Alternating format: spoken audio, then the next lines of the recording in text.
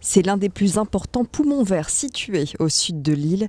La forêt de Falampin concentre de nombreux chênes, faisans et autres gibiers. Ces sols fertiles en font une zone d'approvisionnement en bois de qualité. Le maître des lieux, c'est François Claes, garde forestier depuis 35 ans. Sa mission, assurer la surveillance d'une zone qui s'étend sur 700 hectares. Veiller à ce que le massif garde sa pérennité, qu'il n'y ait pas de coupe d'arbres interdite, qu'il n'y ait pas de gens qui rentrent en forêt, en moto, en quad, alors que c'est interdit. Couper les arbres malades, desserrer les arbres pour que ceux qui restent soient en meilleure santé, tout en ayant une action économique parce qu'on fait aussi partie de la filière bois pour fournir les gens en bois de chauffage et fournir toute l'industrie du bois, la construction, etc. On peut aussi être amené à adresser des procès-verbaux si les bûcherons ou les chasseurs ne respectent pas les clauses.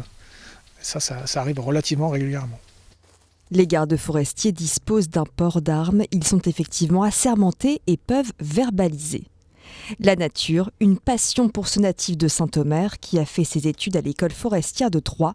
C'est dans les Ardennes qu'il débute sa carrière avant de revenir dans la région, à Clermarais, puis à Falampin. J'ai toujours été attiré par les grands espaces, par la nature. Et donc mes parents, qui étaient de grands marcheurs, passaient de longues après-midi à marcher en forêt. Donc je les accompagnais et ça m'a toujours plu. Bon, puis j'étais attiré par les petites bestioles, les collections d'insectes, de grenouilles, etc. Et j'en passe. Le spectacle de la nature, c'est un chevreuil qui vous regarde.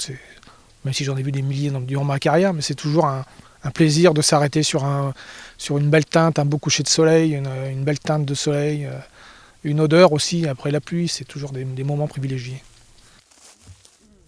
Un métier passion que François Claes va encore exercer pendant 5 ans, avant de profiter d'une retraite qui se passera, elle aussi, en pleine nature.